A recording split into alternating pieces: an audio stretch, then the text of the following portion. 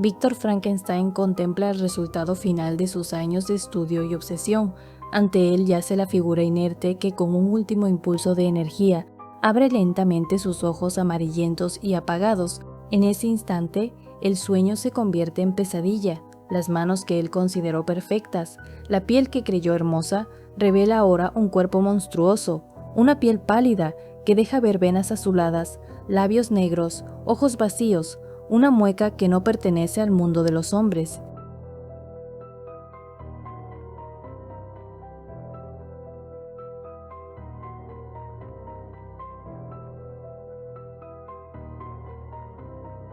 En un viaje hacia el Polo Norte, el capitán Robert Walton persigue un sueño que lo ha obsesionado por años: hallar un paso entre el Atlántico y el Pacífico. Ha dejado atrás aspiraciones fallidas como la poesía o el teatro y ahora busca cumplir su promesa de explorar lo desconocido. Escribe a su hermana desde la calma helada del norte, describiendo su entusiasmo y también su soledad. Aunque aprecia a su tripulación, no logra hallar entre ellos una conexión profunda. El viaje transcurre sin incidentes hasta que, entre los témpanos, observan un trineo tirado por perros, guiado por una figura enorme que se desvanece en la distancia. Al día siguiente, rescatan a un hombre exhausto apenas con vida, que dice estar siguiendo a otro ser que huía de él. Walton, intrigado, lo acoge y escucha su pesar. El extraño, abatido por el sufrimiento y los recuerdos, le advierte sobre los peligros del conocimiento desmedido y decide relatar la historia que lo llevó hasta aquel desolado hielo. Víctor Frankenstein recuerda su origen entre la calma y la abundancia de una familia suiza distinguida. Su padre, un hombre honorable, rescató a Caroline Beaufort del abandono tras la muerte de su padre, un viejo amigo caído en la pobreza. De esa unión surgió un matrimonio guiado por la compasión y el afecto. Sus primeros años transcurrieron viajando por Europa, buscando alivio para la frágil salud de Caroline, hasta que en Nápoles nació su hijo Víctor. La infancia del niño fue serena, rodeada de ternura y admiración. Sus padres lo educaron con un amor constante y cuidadoso, en un entorno donde todo parecía perfecto. Sin embargo, en medio de esa felicidad, Caroline sintió la necesidad de extender su bondad. En una visita a una familia pobre, encontró a una niña huérfana de extraordinaria belleza y dulzura. Su nombre era Elizabeth Lavenza. Fue adoptada como hija y hermana, creciendo junto a Víctor como su compañera inseparable, símbolo de pureza y armonía dentro de aquel hogar ideal. Tras el nacimiento de su segundo hijo, la familia Frankenstein se establece definitivamente en su hogar, al pie de los Alpes suizos. La infancia de Víctor transcurre entre la calma del entorno y la compañía de sus dos más cercanos afectos, su amada Elizabeth y su amigo Henry Clerval, un joven idealista y bondadoso. Mientras Henry se interesa por la moral y el heroísmo, Víctor siente una curiosidad ardiente por los misterios del universo. Desde pequeño su mente se inclina hacia lo oculto, hacia los secretos que gobiernan la vida y la muerte. Elizabeth actúa como su equilibrio, su presencia suaviza la intensidad de su carácter. A los 13 años, un libro de Cornelio Agripa despierta en él una pasión desmedida por la antigua alquimia. Aunque su padre la desestima como superstición, Víctor se sumerge en esos textos con fervor, buscando el poder de crear vida y alcanzar la gloria. Su fascinación termina temporalmente, tras presenciar una tormenta eléctrica que desafía sus creencias, pero el destino aún guarda para él un regreso inevitable a esos oscuros estudios. A los 17 años, Víctor Frankenstein es enviado a la Universidad de Ingolstadt para ampliar su visión del mundo. Poco antes de su partida, la fiebre escarlata enferma a Elizabeth y Caroline, desbordada por la preocupación, la cuida día y noche. La joven se recupera, pero Caroline contrae la enfermedad y muere, dejando a sus hijos con la promesa de un futuro unidos en matrimonio. La pérdida marca profundamente a Víctor, quien retrasa su viaje, consumido por el dolor. Cuando finalmente parte, deja atrás la calma de Ginebra y a su amigo Henry, cuyo padre le impide acompañarlo. En Ingolstadt, Víctor se siente aislado, pero pronto su curiosidad renace. Su primer maestro, el profesor Krempe, ridiculiza sus antiguos estudios alquímicos, instándolo a comenzar desde cero. Sin embargo, es la conferencia del profesor Waldman la que despierta en él un nuevo fuego. Las palabras del científico, llenas de promesas sobre el poder y los límites del conocimiento, encienden nuevamente su ambición. Ese día, Víctor decide consagrarse por completo a la filosofía natural. Bajo la guía del profesor Waldman, Víctor Frankenstein se sumerge por completo en el estudio de la filosofía natural y la química. Su talento despierta admiración y su dedicación pronto se transforma en aislamiento. Durante 2 años no regresa a Ginebra, consumido por una pasión que lo aleja del mundo. Fascinado por el misterio de la existencia, dirige su atención hacia la anatomía y la descomposición, convencido de que la clave de la vida se halla junto a la muerte. Sus días transcurren entre tumbas y laboratorios, hasta que un hallazgo repentino le revela el secreto de crear vida. Aunque oculta la naturaleza exacta de su descubrimiento, confiesa que ese conocimiento trajo consigo ruina y desesperación. En su delirio creador, diseña un cuerpo de tamaño descomunal, soñando con fundar una nueva especie que lo veneraría como padre. Embriagado por su poder, ignora el paso del tiempo y el llamado de su familia. Más tarde comprenderá que el saber, cuando nace de la obsesión, destruye los placeres simples y corrompe la mente que lo persigue. En una helada noche de noviembre, Víctor Frankenstein contempla el resultado final de sus años de estudio y obsesión. Ante él yace la figura inerte que, con un último impulso de energía, abre lentamente sus ojos amarillentos y apagados. En ese instante, el sueño se convierte en pesadilla. Las manos que él consideró perfectas, la piel que creyó hermosa, revela ahora un cuerpo monstruoso, una piel pálida que deja ver venas azuladas, labios negros, ojos vacíos, una mueca que no pertenece al mundo de los hombres. El horror lo invade con una fuerza que roza la locura. Huye del laboratorio, presa del asco y del miedo a su propia obra. Esa noche, el sueño lo arrastra hacia una visión.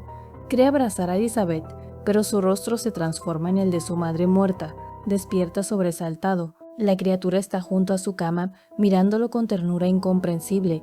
Víctor huye una vez más, errando entre las sombras hasta el amanecer. En las calles, un rostro conocido rompe el tormento. Henry Clavell ha llegado a Ingolstadt. Su amistad ofrece un respiro, pero el alivio es efímero. El monstruo ha desaparecido, y en su lugar queda el vacío. Días después, la mente de Víctor cede ante la fiebre. Durante meses permanece entre la vida y la muerte, cuidado por Henry, que oculta a su familia la verdad. Cuando finalmente despierta, debilitado y sin paz, una carta de Elizabeth lo llama de vuelta a la realidad que aún no sabe que ha condenado.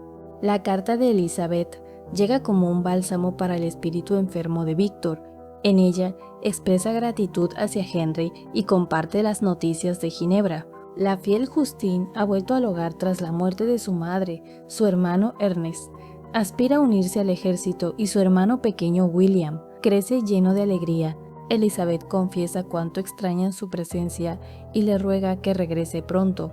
Conmovido, Víctor escribe de inmediato, decidido a reparar su silencio. Cuando finalmente puede salir, Henry lo traslada a un nuevo departamento, lejos del laboratorio que tanto lo atormenta. Los instrumentos de su locura son eliminados y con ellos parte de su carga. Sin embargo, los elogios de sus profesores le resultan insoportables. Evita hablar de ciencia y se refugia en el estudio de lenguas y poesía, hallando en ellas una calma desconocida. El tiempo suaviza su espíritu. Junto a Henry, recorre los paisajes del verano y por primera vez en mucho tiempo vuelve a sentir la paz de un corazón libre. Una carta del padre de Víctor rompe la calma recién recobrada. El pequeño William ha sido asesinado durante un paseo nocturno. El niño desapareció y fue hallado sin vida al amanecer. Elizabeth, devastada, confiesa haberle permitido llevar un medallón con el retrato de Caroline, ahora desaparecido, y se culpa del crimen. El padre suplica el regreso inmediato de su hijo, esperando que su presencia traiga consuelo a la familia. Víctor, acompañado por Henry, parte con el corazón cargado de presagios. Al acercarse a Ginebra, una tormenta lo recibe. Entre los relámpagos, distingue una figura descomunal moviéndose entre los árboles. Reconoce en ella a su creación y comprende que aquel ser ha matado a William. Aterrorizado, calla su sospecha por miedo a parecer demente. En la casa familiar, el dolor es profundo, pero un nuevo golpe lo sacude. Justine Moritz ha sido acusada del asesinato. El medallón perdido fue hallado entre sus pertenencias. Elizabeth defiende su inocencia con fervor, mientras la familia espera, angustiada, el inminente juicio. El juicio de Justine comienza bajo una atmósfera de dolor y desesperanza. Víctor, consumido por la culpa, comprende que su ambición ha condenado no solo a William, sino también a la inocente muchacha. Piensa en confesar su crimen, pero sabe que nadie creería una historia tan imposible. En la corte, Justine mantiene una serenidad que conmueve a todos. Su rostro refleja dignidad ante el infortunio. Los testigos relatan hechos que la incriminan, y el medallón hallado entre sus ropas parece sellar su destino. Ella explica su ausencia, su confusión y su inocencia, pero nada logra disuadir a los jueces. Elizabeth defiende su honor con valentía, recordando su bondad y pureza, aunque sus palabras se pierden entre el peso de las pruebas. El veredicto llega con frialdad. Culpable. Víctor observa impotente cómo la justicia humana destruye lo que su ciencia corrompió. En prisión, Justine confiesa falsamente para obtener absolución y muere con calma, consolando a quienes la aman. Víctor queda solo con su conocimiento y su remordimiento eterno. Tras la muerte de Justine, una falsa calma cubre el hogar de los Frankenstein. Víctor, consumido por la culpa, siente que su intento de servir a la humanidad solo ha traído desgracia. Su mente se hunde en la desesperación y su cuerpo se debilita, mientras su padre, afectado por su dolor, también enferma. La familia se retira a Belle Reve, buscando paz en la naturaleza, pero para Víctor, la belleza del paisaje solo resalta su tormento. Incapaz de confesar su crimen, evita la compañía de los suyos y contempla el suicidio, aunque el recuerdo de Elizabeth y el temor a lo que su criatura podría hacer lo detienen. Su odio hacia el ser que creó se vuelve absoluto. Solo la idea de venganza lo mantiene en pie. Elizabeth, por su parte, se hunde en el desencanto, creyendo que la humanidad ha perdido toda bondad. Su fe en la inocencia de Justine y su compasión por el verdadero culpable hieren aún más a Víctor, que reconoce en silencio su propia condena. En busca de alivio, emprende un viaje a los Alpes de Chamonix, donde el esplendor de la naturaleza y el cansancio físico logran por fin concederle un breve descanso. En su vagar por el valle de Chamonix, Víctor halla un efímero consuelo en la majestad salvaje del paisaje, donde la belleza convive con el caos. Avalanchas rugientes y montañas amenazantes reflejan el tumulto de su alma. Impulsado por un anhelo de redención, asciende el glaciar Monbert. Allí, entre la niebla y el estruendo de las rocas, siente por un instante la grandeza divina de la naturaleza y la posibilidad de elevar su espíritu por encima del sufrimiento, pero su melancolía lo domina. Clama al cielo por paz o por la muerte. En ese instante, como una respuesta a su súplica, aparece la criatura. Víctor estalla en furia y promete destruirla, pero el monstruo no se mueve. Con voz serena y profunda, acusa a su creador de haberle dado la vida, solo para condenarlo al abandono. Dice no haber nacido malvado, sino que el rechazo y el dolor lo convirtieron en lo que es. Suplica a Víctor que escuche su historia antes de juzgarlo, y lo advierte: si su sufrimiento no es comprendido, desatará una furia que devorará no solo a su creador, sino a todo lo que ama. La criatura recuerda los primeros días de su existencia como una confusión de sensaciones. Luz, sonido y olor eran un mismo torbellino incomprensible. Vagó sin rumbo, acosada por el hambre y el dolor, hasta hallar refugio en un bosque cercano a Ingolstadt. Allí, la luna se convirtió en su única compañía y el canto de los pájaros en su primer consuelo. Intentó imitarlos, pero el sonido de su propia voz le inspiró horror. Descubrió el fuego con fascinación y temor, maravillándose ante su calor y su poder. Sin embargo, el contacto con los humanos solo le trajo rechazo y violencia. Todos huían o lo golpeaban al verlo. Finalmente encontró una choza junto a una humilde cabaña y se ocultó allí, protegido del clima y de la crueldad del hombre. A través de una rendija observó a sus habitantes, un anciano ciego, un joven y una joven, y quedó cautivado por la ternura de sus gestos, la dulzura de su música y la armonía de sus voces. Sin comprender sus palabras, comenzó a amarlos en silencio, con un anhelo profundo de pertenecer a ellos. La criatura contempla a los habitantes de la cabaña con creciente fascinación. Admira su bondad, su sencillez y el amor con que se cuidan unos a otros, pero teme acercarse recordando el rechazo brutal que sufrió de los humanos. Al notar su pobreza, se conmueve profundamente. Los jóvenes renuncian a su propia comida para alimentar al anciano. Conmovido, el ser deja de robarles y, en secreto, corta su leña para aliviar su carga. Durante el invierno, los observa sin descanso, aprendiendo de ellos y sintiendo nacer en su interior un afecto puro e intenso. Se empeña en comprender su lenguaje, al que considera casi divino, y se maravilla ante cada gesto cotidiano. Leer, tocar música, hablar, todo le parece un milagro. Sin embargo, al descubrir su reflejo en un charco, comprende la causa de su condena. Su rostro es el de un monstruo, aunque la desesperanza lo hiere, decide perseverar en su aprendizaje. Sueña con un día poder hablarles, mostrarles su corazón y demostrar que, pese a su forma, en su interior habita la ternura de un alma humana.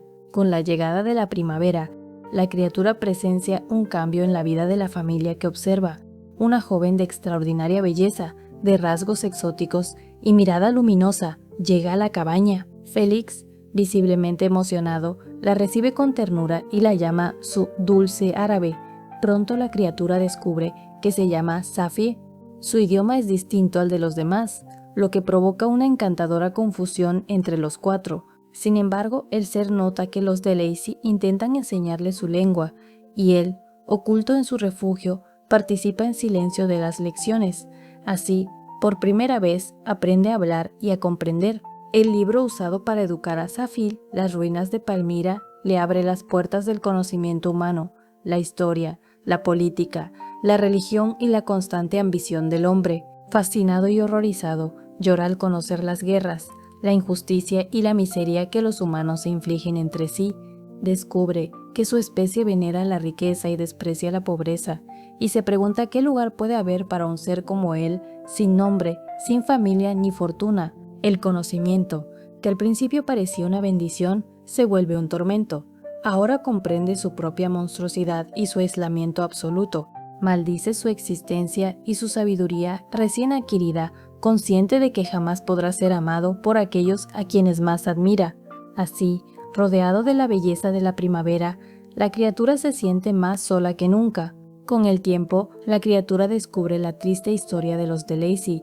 Eran una familia noble francesa que vivía cómodamente en París, rodeada de prestigio y amigos, hasta que una injusticia los condenó al exilio. Todo comenzó con el padre de Safi, un rico comerciante turco encarcelado por prejuicio y xenofobia. Félix, movido por la compasión, juró liberarlo, y el comerciante le prometió la mano de su hija como recompensa. Safi y Félix se enamoraron de inmediato, pero el comerciante, enemigo del cristianismo, planeó traicionar al joven y huir con su hija a Turquía. Safi, cuya madre cristiana le había inculcado ideales de libertad, decidió no regresar a su país natal. Félix logró liberar al comerciante antes de su ejecución, pero tras la fuga el gobierno arrestó a su familia. Privados de su fortuna y desterrados, los de Lacey se refugiaron en la humilde cabaña que la criatura ahora observaba. Mientras tanto, el comerciante huyó de Italia, dejando sola a Safie, quien viajó valientemente a Alemania para reunirse con su amado. La criatura, ya instruida por la observación y el dolor, profundiza su conciencia al hallar 3 libros: El paraíso perdido, Las vidas de Plutarco y Las penas del joven Werther. Estas obras moldean su alma. Aprende el heroísmo, la virtud, la tristeza y la rebelión. Sin embargo, en la historia de Milton no se ve como Adán, sino como Satanás, abandonado, sin amor ni consuelo. Poco después encuentra el diario de Frankenstein y descubre el horror de su origen. Comprende que fue creado sin afecto, condenado a la soledad y al desprecio. Su corazón se llena de odio hacia su creador y de un anhelo ardiente de compañía. Cuando el invierno llega, la criatura decide revelarse a los de Lacey, convencida de que el anciano, ciego y sabio, podrá ver su alma más allá de su fealdad. Entra temblando, se arrodilla ante él y le suplica comprensión. Pero antes de recibir respuesta, Félix, Safi y Agatha regresan. Los gritos llenan la cabaña. Félix lo golpea con furia. Humillado y destrozado, él se huye a la noche, con el corazón quebrado y su última esperanza extinguida. La criatura, consumida por el odio, maldice a Frankenstein por haberle dado vida solo para condenarlo al sufrimiento. Jura vengarse de él y de toda la humanidad. Al volver a la cabaña de los de Lacey con la esperanza de reconciliarse, la encuentra vacía. Sus protectores han huido por miedo. Lleno de desesperación, prende fuego a la choza que alguna vez fue su único hogar y jura destruir todo lo que ama su creador. En su camino hacia Ginebra, intenta un último acto de bondad al salvar a una niña de ahogarse, pero es herido por el padre de la niña. Este suceso confirma su odio hacia los hombres. Poco después encuentra a un niño en el bosque y, creyendo que es demasiado joven para despreciarlo, intenta acercarse, pero el niño lo llama monstruo y revela ser hijo de Frankenstein. En un arrebato de furia, la criatura lo estrangula. Luego, incrimina a Justine colocando el medallón en su ropa. Al terminar su relato, exige a su creador una compañera igual a él, prometiendo retirarse del mundo si su deseo se cumple. Víctor, atrapado entre el deber y el horror, se ve obligado a considerar la creación de una compañera para la criatura. Sabe que su rechazo podría desatar la furia de aquel ser poderoso, pero la idea de engendrar un segundo monstruo lo llena de terror. La criatura insiste, argumentando que su maldad proviene únicamente del aislamiento forzado. Con una compañera, su naturaleza podría revelarse virtuosa y benevolente. Le promete que, una vez cumplido su deseo, se retirará para siempre de la sociedad humana, alejando así cualquier amenaza futura. Víctor contempla la justicia de la súplica. El sufrimiento de la criatura es evidente y su aislamiento la ha vuelto iracunda y destructiva. Sin embargo, la repugnancia que le provoca la visión del monstruo rápidamente reemplaza cualquier sentimiento de compasión. Aún así, reconoce la magnitud del peligro que enfrenta su familia y la humanidad si se niega. Finalmente, con el corazón cargado de amargura y miedo, decide acceder a la demanda del ser, consciente de que está cruzando un umbral del que tal vez no pueda regresar. Su retorno a Ginebra está marcado por la pesada carga de un destino sombrío. Víctor pasa los días en Ginebra, sintiéndose atrapado entre la obligación y el horror de su tarea. Aunque teme la ira de la criatura, su repulsión por la idea de crear otra monstruosidad lo paraliza. Reconoce que antes de comenzar necesita meses de estudio, por lo que decide preparar su viaje a Inglaterra, donde los descubrimientos de un filósofo inglés son esenciales para su investigación. Sin embargo, pospone indefinidamente pedir permiso a su padre y se concentra en recuperar su salud y ánimo. La tranquilidad de su hogar le brinda fuerza y cuando la melancolía lo embarga, busca la soledad y pronto recobra el buen humor.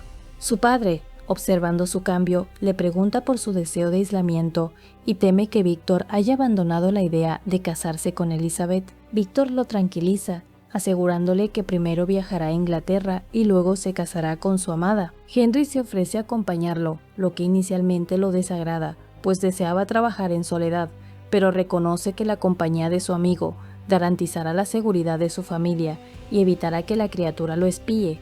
Aunque se siente esclavo del monstruo, la presencia de Henry le recuerda la belleza y el valor de la humanidad, contrastando con su propia desesperación. Víctor y Henry exploran Londres, pero pronto se separa de las actividades sociales. Víctor está consumido por su tarea y ya no disfruta de la curiosidad que antes le traía placer. Reflexiona con amargura sobre la barrera que lo separa de la humanidad, mientras Henry representa la energía y el entusiasmo de su juventud perdida. Reciben una invitación para visitar a un amigo en Escocia.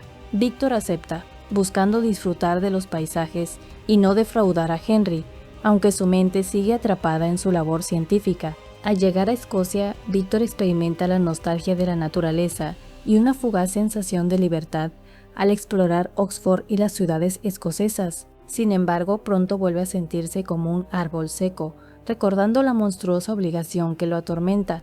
Decide abandonar a Henry y retirarse a un remoto lugar campestre para trabajar en soledad. Allí dedica sus mañanas a construir la compañera de la criatura y sus noches a caminatas solitarias por la playa. El horror de su tarea lo consume cada día más, mezcla de esperanza y oscuros presagios lo atormenta, mientras teme el encuentro inevitable con el monstruo. Víctor trabaja febrilmente en su laboratorio, obsesionado con completar la segunda criatura. Cada miembro que coloca y cada chispa de vida que insufla le provoca un terror creciente. Mientras la figura toma forma, siente cómo su horror y repulsión aumentan. La perfección física se ve ensombrecida por su deformidad, y el pensamiento de engendrar una nueva raza capaz de corromper la humanidad, lo atormenta. Su corazón late con angustia, teme que esta criatura, al igual que la primera, cause ruina y destrucción. De pronto, mientras contempla la obra a medio formar, ve en su mente un futuro de desastres y guerras. Los dos seres podrían multiplicarse y someter al mundo.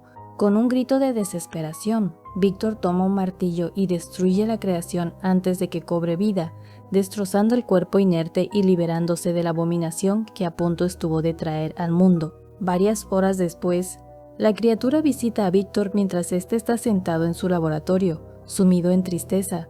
Lo reprocha por haber roto su promesa y le pregunta si todos sus sufrimientos han sido en vano. Frankenstein jura nunca crear otro ser como él, pero la criatura lo llama su esclavo y le recuerda: «Tú eres mi creador, pero yo soy tu amo». Al ver que las amenazas no funcionan, la criatura promete vengarse. «Estaré contigo en tu noche de bodas». Víctor pasa la noche sin dormir, pensando en Elizabeth y en el peligro que corre. Llega luego una carta de Henry, pidiéndole reunirse en Perth. Víctor decide ir en 2 días. Mientras destruye los restos de su segunda creación, siente un profundo disgusto, como si hubiera profanado carne humana viva. A las 2 de la madrugada, se sube a un pequeño bote y arroja los restos al mar, pero el cansancio lo vence. Al despertar, descubre que la frágil embarcación está a la deriva en aguas peligrosas y teme que su muerte deje a su familia a merced de la criatura. Aún así, logra sobrevivir y llega a las costas irlandesas, donde una multitud lo observa con recelo, acusándolo del asesinato reciente y exigiendo que se presente ante el magistrado. Víctor es arrestado y llevado ante el magistrado Kirwin, acusado del asesinato de un joven hallado estrangulado. Al oír la causa de la muerte, se estremece, reconoce el sello del monstruo. Cuando lo conducen a ver el cadáver, descubre horrorizado que la víctima es su querido amigo Henry. Grita, se desmaya y cae en un delirio que dura 2 meses, atormentado por visiones del monstruo y gritos de culpa. Al despertar, una anciana lo insulta y un médico indiferente apenas lo atiende. Solo el magistrado Kirwin le muestra compasión, velando por él y enviándole ayuda. Pronto recibe la visita de su padre, cuya presencia lo llena de alivio. Aunque es absuelto, Víctor siente que su vida ha quedado envenenada para siempre. Hundido en la melancolía, piensa que una fuerza maldita lo obliga a vivir para cumplir su destino. Entre pesadillas y calmantes, decide regresar a Ginebra para proteger a su familia, jurando no rendirse ante la criatura que lo persigue. Víctor y su padre se detienen en París, pues Víctor está débil y abatido. Alphonse lo insta a hallar consuelo en la sociedad, pero Víctor no puede. Ama a la humanidad, pero se siente indigno por haber creado un ser que derrama sangre. Confiesa a su padre que es el responsable de las catástrofes que los han golpeado, aunque Alfonso lo atribuye a delirios. Una carta de Elizabeth le recuerda la cercanía de la boda. Su amor le da fuerzas, pero también lo llena de ansiedad por la amenaza de la criatura, que prometió atacarlo en su noche de bodas. Decidido a proteger a Elizabeth y complacer a su padre, Víctor organiza el matrimonio sin demora. En Ginebra, Elizabeth, más compasiva y dulce tras las desgracias, parece la compañera perfecta para un hombre maldito. Preparan la boda y la luna de miel en el lago de Como, y Víctor toma precauciones, llevando armas consigo.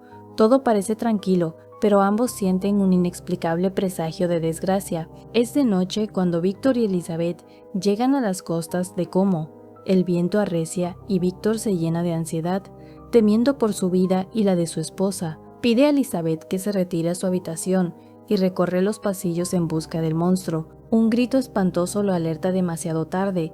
Entra en el dormitorio y encuentra a Elizabeth muerta, con las marcas del monstruo en su cuello. Víctor, desolado, intenta dispararle al asesino, pero este escapa.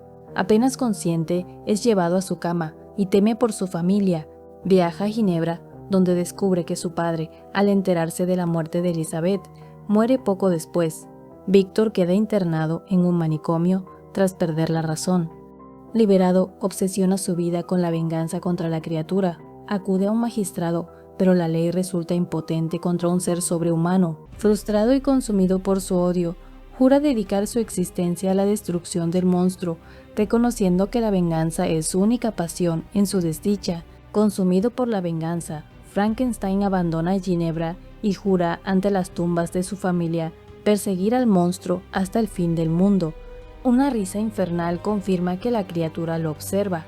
Durante meses, Víctor la sigue por desiertos, montañas y hielos eternos, guiado por las huellas y los mensajes burlones que su enemigo deja para atormentarlo. Al final, el monstruo lo conduce al Ártico.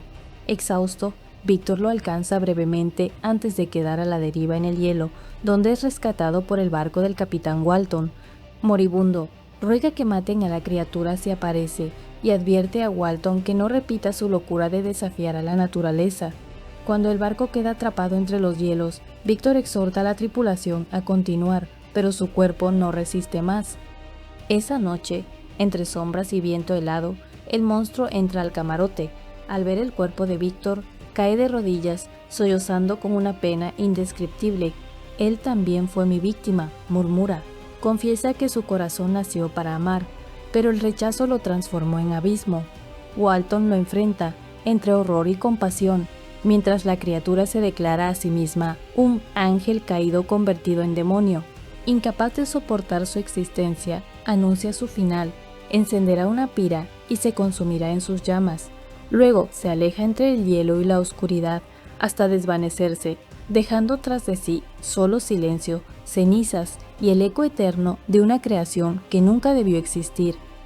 Así termina la historia de Frankenstein, el hombre que quiso ser Dios y solo consiguió crear su propia condena. Su criatura, nacida de la ciencia y la soberbia, fue el reflejo de su alma, inocente al principio, pero corrompida por el abandono y el dolor.